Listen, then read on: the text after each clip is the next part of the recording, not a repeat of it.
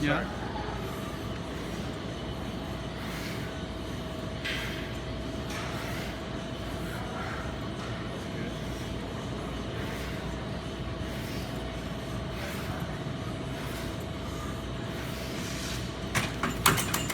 This is a first-round draft pick, Anthony Miller. Chargers, Broncos are the greatest Monday Night Football catch for the Dallas Cowboys. 25 seconds. Anthony, I want to ask you a question. Everyone wants to know, when you get in the huddle, give us a scratch. What happens when you get in the huddle? I get in the huddle and more or less concentrating on the play. I get the play, and I go out and Wait. So the quarterback gives you the play?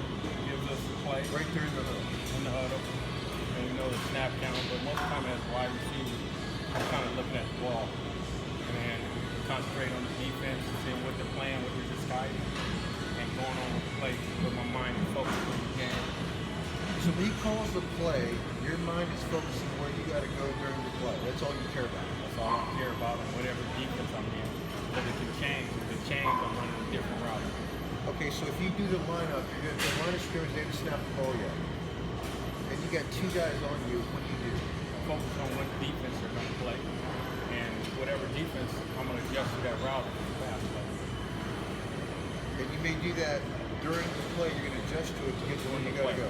Now this is a big question. Are you going to a spot? Are you going to a route? What is the key to where the ball is going to be for you to catch the ball? Well, I'm running the route nobody and I'm knows adjusting to whatever defense they're in. There's not a point in running a route. Every route is different for each defense, so I'm adjusting to the route, and the quarterback is on the same page. He knows a certain defense, I'm running a certain route, and he knows where to go. So the mental synchronicity with the quarterback that you're playing with, you guys develop something, right? Well, we've been practicing all week, all through training camp, so we automatically know what's going on. Okay, here's a big question. I respect both quarterbacks. You play with John Elway, Yeah. and you play with Troy Aikman. Yeah. Give me an example of the styles of John Elway and Troy Aikman. What's the difference? Troy's more timing. John is making plays, and he can put the ball anywhere you want on the field. Troy can do the same thing, but just John has a stronger arm. Really, huh?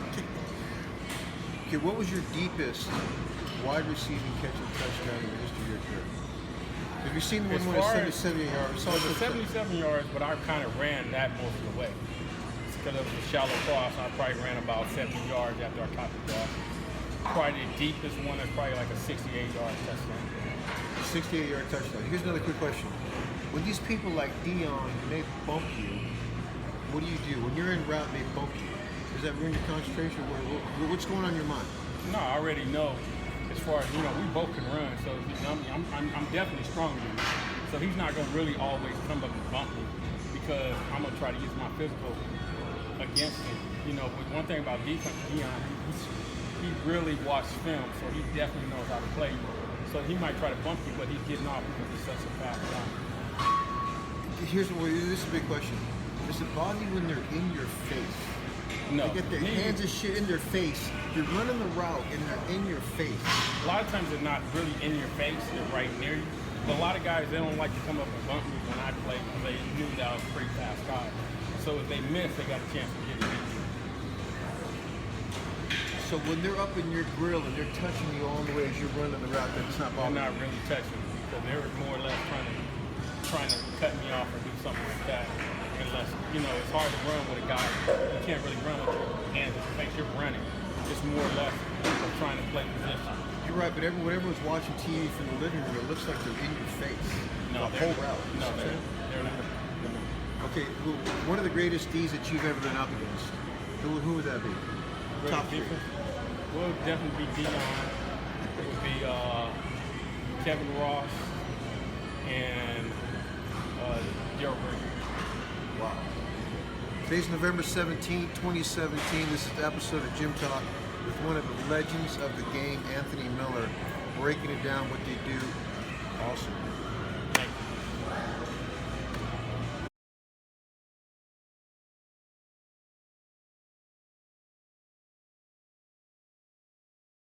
you. This is the legendary Shawne Merriman to talk to you today about the incredible brand called Lights Out that's coming heavy strong in 2018. Shawne, you got some things to say? Yeah, we just hit over 200 stores in the country. And for those of you who don't know how I got the nickname Lights Out, knocked out 4 guys in one game, and that nickname kind of stayed with me all the way through the years. In 2007, I started to kind of just make T-shirts and hats in San Diego. I would sell them at the games, and after that, man, it really took off. So that's what I've been doing as I've been retired, man, just really hitting the retail stores and growing the brand across different platforms. So it's in Tilly's now, right? Yeah, so we're one of the best sellers in Tilly's. You guys go check it out at Tilly's. Asking for Lights Out again. If they don't have it, make sure they do. So yeah, we're growing. That's fantastic. Anyway, for this guy, we got some powerful, great things in store for him right now coming on. And everybody stay tuned for some more great stuff. I'm Keith Middlebrook of KeithMiddlebrookProSports.com. Stay tuned for some powerful stuff from Shawne Merriman. Thanks, brother.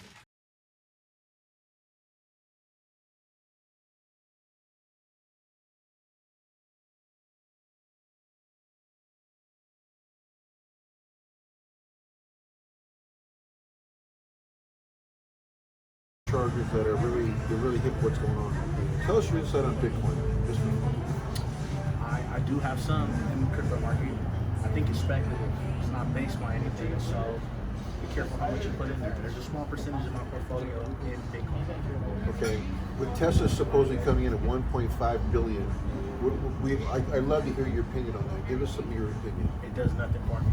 It does nothing for you. It does nothing for me. Except for a speculative play. I don't usually speculate markets. I'm more of a stable defensive investor.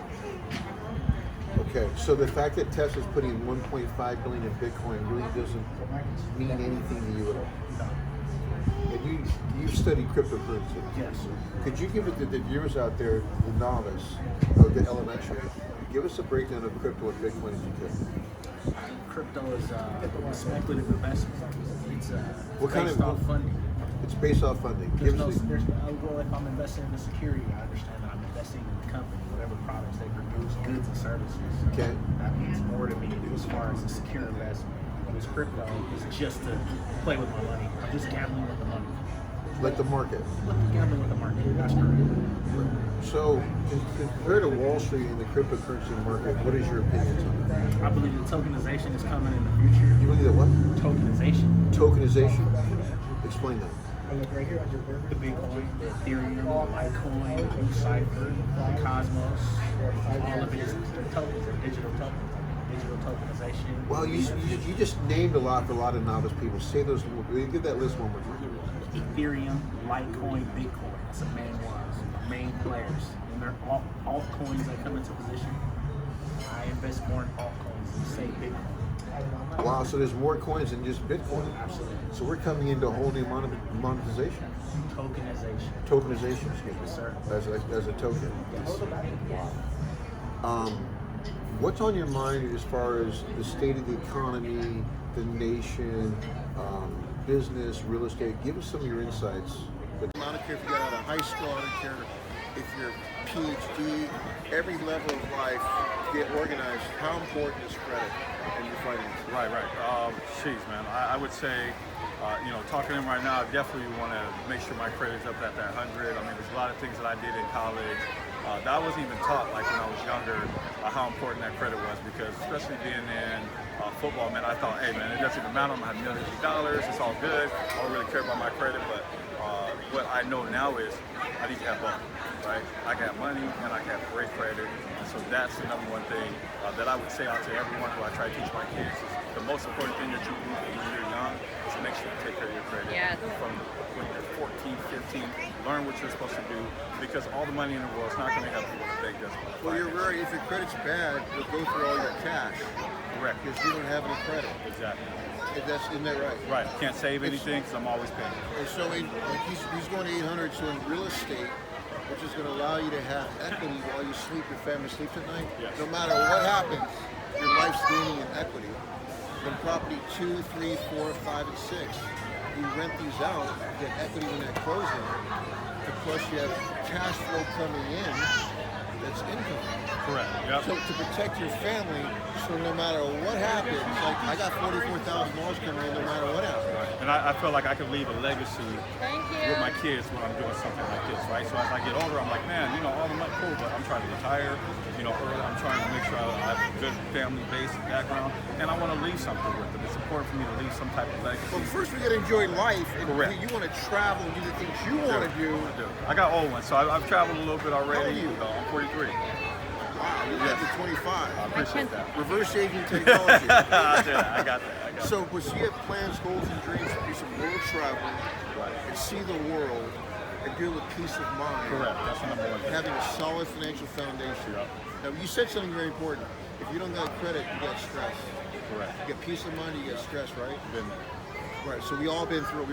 We all been through it. I had no score. Now mine's 854. So, plus, what other businesses do you want to start with your 800 scores? Oh man, you know, I'm big on faith. So, you know, number one is I think God has a plan with different things. I think I'm a big in sports. So, but really, I don't know yet. I know that that'll open up a lot of avenues for what I want to do, what my family wants, what my girl wants. So you have faith-based tithing and giving. Correct. To the world. And people Correct. ask me, by the way, how are you so successful? Why are you so lucky, Keith? Because I help. Like last night, I donated to the children that they need treatments and stuff like that, but they can't even get food and water. Yeah, see, that's what I would like. I tithe and Something bless those Yep. that are less fortunate that need help.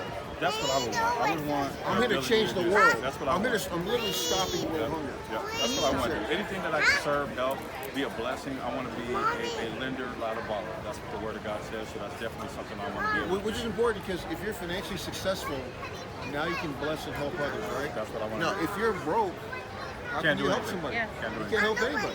Can't fulfill what I want to do as far as what I think in my heart is what God wants me to do in this life. And that's important because a lot of society tries to train you that money's bad, being wealthy is bad, but it's not. It's how you can tithe and give to others. Correct. So we're starting this is a whole movement of success, wealth, and prosperity, but our biggest key is giving back. And by the way, I'm grateful to God every day. I'm thankful to God every day, and therefore I'm blessed by God every day. Me too. When I say this to people, sometimes I get deer in the headlights. Yep. But that's the true fact of the matter. That's what I base my life on.